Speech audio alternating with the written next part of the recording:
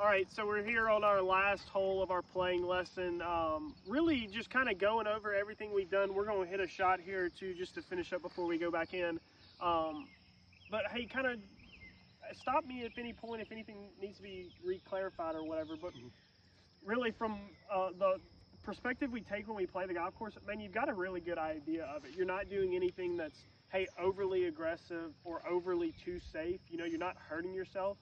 But if we think, hey, we like to play a little bit more aggressive, right?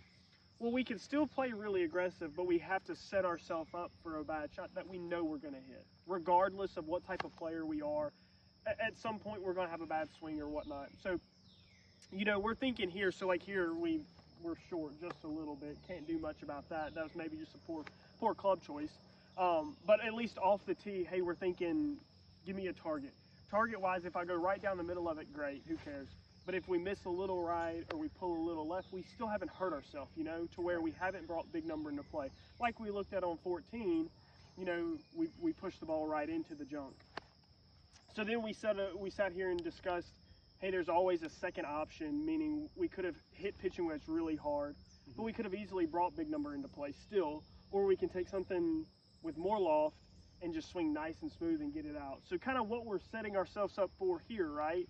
To where short game wise, you've already said you don't have the greatest of confidence around the green sometimes. Give me your thought process here, what you would typically do, and then maybe we'll talk about, hey, you can do something else to gain a little bit more confidence around this shot, you know? Yeah, I typically would just chip with a 60 degree around pretty much any shot. Like, I don't really have like the bump and run pitching wedge in the bag or anything like that.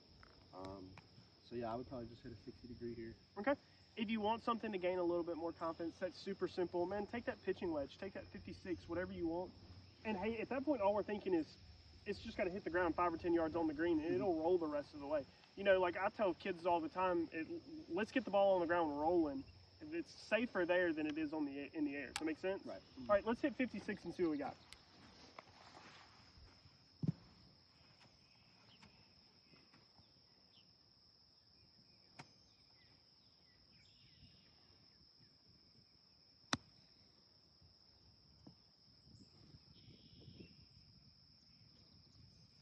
I'd call that pretty good. All right, anything you want me to explain a little different? Does everything make sense? Sound good? Yeah, everything makes sense. Yeah.